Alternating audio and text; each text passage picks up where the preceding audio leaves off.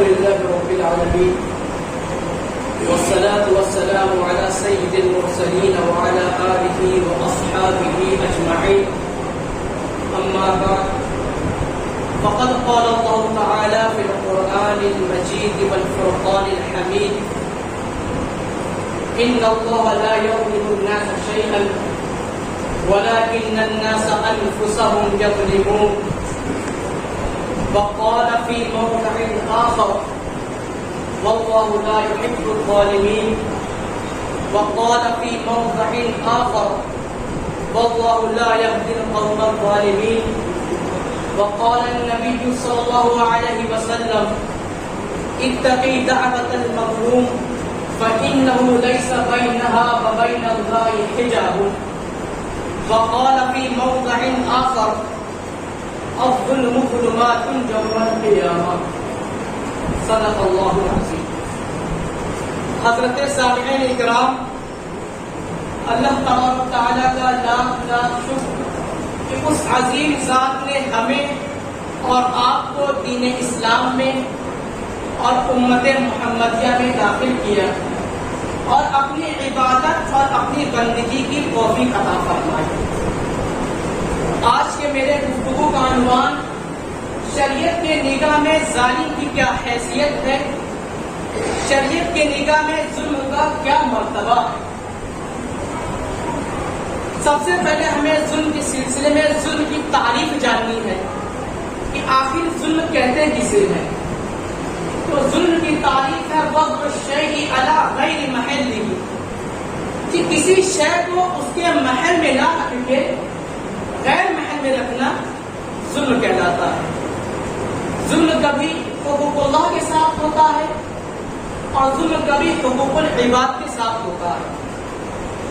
اللہ تعالیٰ قرآن کریم میں فرماتا ہے اقیموا الصلاۃ، نماز کو قائم کرو، نماز کی پابندی کرو. لیکن بندہ نماز کے وقت نماز پہ مشغول نہ ہو کر کسی دنیاوی کام میں مشغول ہو جائے، یہ وضع الشیء علی غیر محلہ حقوق اللہ کے ساتھ ہے. اسی طرح اللہ تعالیٰ فرماتا ہے وآتوا الزکاۃ، زکات کی ادائیگی کرو.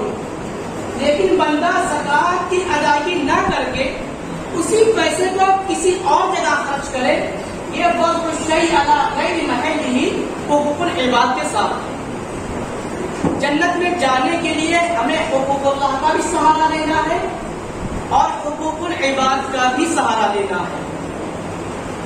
سوال ہوتا ہے کہ کیا اللہ تعالیٰ لوگوں پر ظلم کرتا ہے؟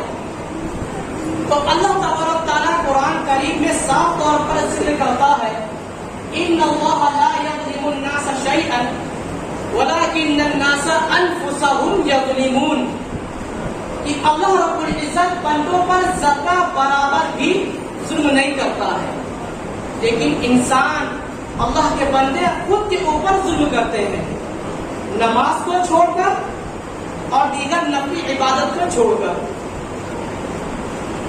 اسی کے متعلق اللہ تعالیٰ نے فرمایا واللہ لا يحب الظالمین، کہ اللہ تعالیٰ ظالموں سے محبت نہیں کرتا. اور ایک جگہ فرمایا واللہ لا يهدي القوم الظالمین، اللہ تعالیٰ ظالموں سے محبت نہیں کرتا اور ظالموں کو سیدھی راہ بھی نہیں دکھاتا. جب اللہ تعالیٰ کسی سے محبت نہیں کرتا اور اسے سیدھی راہ نہیں دکھاتا تو وہ شخص ناکامیاب ہے، اور جو شخص ناکامیاب ہے اس کا ٹھکانہ جہنم ہے. اور جب اللہ تعالیٰ کسی سے محبت کرتا ہے تو اسے سیدھی راہ دکھاتا ہے، اور جسے سیدھی راہ مل گئی تو وہ کامیاب ہے. اولئک علی ھدی من ربہم واولئک ھم المفلحون، کہ جسے ہدایت مل گئی وہی کامیاب ہے، اور جو شخص کامیاب ہے اس کا ٹھکانہ جنت ہے.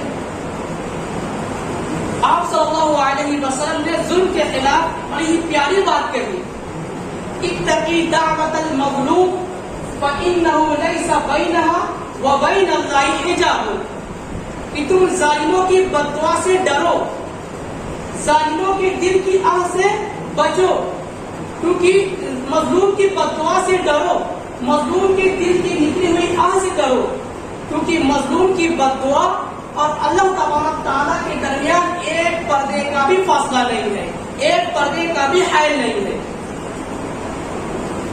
امام غزالی رحمۃ اللہ علیہ اپنی کتاب مکاشفۃ القلوب میں ایک بڑا ہی اچھا واقعہ ذکر کرتے ہیں کہ ایک وقت ایک جابر بادشاہ نے بہت بڑا اپنا محل تیار کیا اور اسے ہر طرح سے مضبوط اور قوی کیا، اور ایک بڑھیا آتی ہے اور اس محل کے سامنے اپنی جھوپڑی تیار کر لیتی ہے اور اس جھوپڑی کے اندر رہنے لگتی ہے۔ چنانچہ ایک مرتبہ بادشاہ اپنے سواریوں کے ساتھ، اپنے لشکروں کے ساتھ محل کے ارد گرد چکر لگاتا ہے تو اس کا گزر اس جگہ سے ہوتا ہے جہاں پر بڑھیا نے اپنی جھوپڑی کو تعمیر کیا تھا۔ تو بادشاہ سوال کرتا ہے کہ یہ جھوپڑی کس کی ہے؟ تو اسے بتایا جاتا ہے جو جھوپڑی ایک بڑھیا کی ہے۔ تو بادشاہ حکم دیتا ہے کہ اس جھوپڑی کو مسمار کر دو، ہلاک و برباد کر دو۔ بس بادشاہ کے حکم کی تعمیر کی جاتی ہے اور اس کے جھوپڑی کو ہلاک و برباد کر دیا جاتا ہے۔ پھر وہ بڑھیا آتی ہے اور دیکھتی ہے کہ اس کی جھوپڑی موجود نہیں، تو وہ سوال کرتی ہے کہ میری جھوپڑی کیا ہوئی؟ تو اسے بتایا جاتا ہے کہ بادشاہ نے حکم دیا اور بادشاہ کے حکم کی تعمیر کی بنا پر تمہاری جھوپڑی کو برباد کر دیا گیا، جلا دیا گیا۔ تو بڑھیا اسی وقت اللہ کے دربار میں ہاتھ اٹھاتی ہے اور کہتی ہے اے میرے اللہ، میں اس وقت تو موجود نہیں تھی جس وقت ظالم بادشاہ میری جھوپڑی کو برباد کر رہا تھا، لیکن تو اس وقت کس جگہ موجود تھا؟ تو کہاں غائب تھا؟ تیرے سامنے ایک مظلوم کے اوپر ظلم کیا جا رہا تھا۔ بس اتنا کہتے ہی اللہ کی قدرت کو جلال آتا ہے، اللہ کے قہر کو جوش آتا ہے۔ اللہ تبارک تعالیٰ حضرت جبرائیل علیہ السلام کو حکم دیتا ہے کہ جا اور اس بادشاہ کے محل کو نیست و نابود کر دو۔ حضرت جبرائیل علیہ السلام آتے ہیں اور اس کے محل کو اٹھا کر اسی ظالم بادشاہ کے اوپر دے مارتے ہیں، اور پل بھر کے اندر ظالم کا محل اور ظالم کا کام تمام ہو گیا۔ تو وہ کیا چیز تھی کہ بڑھیا کی چھوٹی سی کٹیا اور جھوپڑی کی ہلاک و برباد ہونے کی بنا پر اللہ تبارک تعالیٰ نے اتنے بڑے محل کو بادشاہ سمیت برباد کر دیا۔ کیا وہ بڑھیا بادشاہ کے خلاف قانونی کارروائی کر سکتی تھی؟ کیا وہ بڑھیا بادشاہ کے خلاف اعلان جنگ کر سکتی تھی؟ کیا وہ بڑھیا بادشاہ کے خلاف کسی بھی طرح کا حیلہ اپنا سکتی تھی؟ کیا اس پر قانونی مقدمہ کر سکتی تھی؟ ہرگز نہیں۔ بڑھیا ہر طور سے بادشاہ کے مقابلہ کرنے سے قاصر تھی، لیکن ایک ایسی چیز تھی جس نے اللہ کے دربار میں اس بڑھیا کی فریاد کو قبول کر لیا، اور اس شے کا نام دل کی آہ۔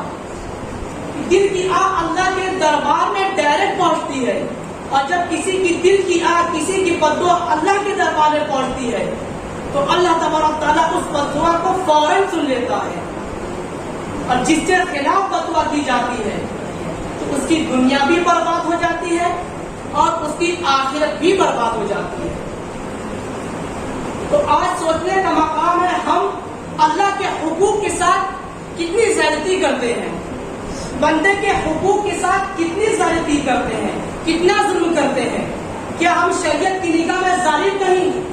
اللہ تبارک تعالیٰ نے ہم پر 5 وقت کی نماز کو فرض کیا ہے، ہم 5 وقت کی نماز کو ادا نہیں کرتے، تو کیا ہم شریعت کی نگاہ میں ظالم نہیں؟ ہم پر ہمارے پڑوسیوں کے کچھ حقوق ہیں، ہم حقوق کو ادا نہیں کرتے بلکہ پڑوسیوں کو، آس پاس کے لوگوں کے اوپر لعن طعن کرتے ہیں، تو کیا شریعت کی نگاہ میں ہم ظالم نہیں؟